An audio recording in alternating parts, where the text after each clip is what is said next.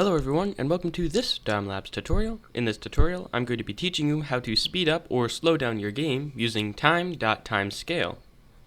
So you can see that I have a sample little scene set up here, and you can see that if I click the play button, when we get inside of Unity, I can move the player around and jump around this little scene. Now I'm going to create a new mono-behavior script, and I'm going to name it Slow-Mo. Then I'm going to open up this script inside of Visual Studio Code, but you can open it up in whatever coding editor you want. I'm going to delete the start method, and then I'm going to create a public float, and then I'm going to name this time speed. I'm going to delete this comment right here, and then in update, I'm going to do just a simple key check.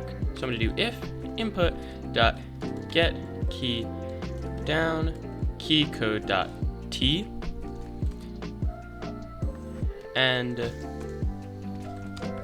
then I'm going to do another if. I'm going to do an if input.get key up keycode.t.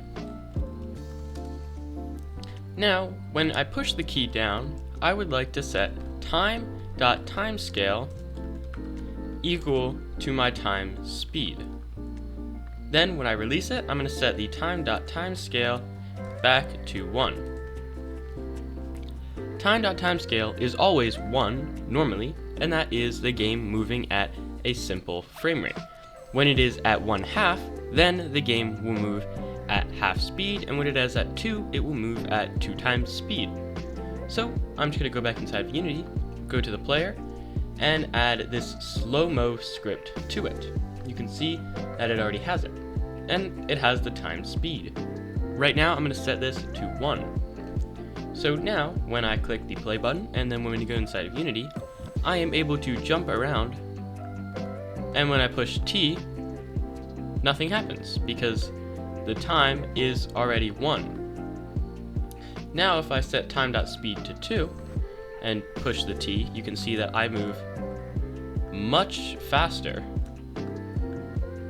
And then if I release it, it's like giving an extra speed boost to my player. Now if I set time speed to 0.5 and then I jump and push T, you can see I glide and my game slows down. You can see it just looks like gliding in here, but in fact the whole entire game is being slowed down to 0.5 speed, which can create really cool cinematic effects for your game. If you like this tutorial, please give our channel a like and a subscribe because it really helps out a ton. Thank you!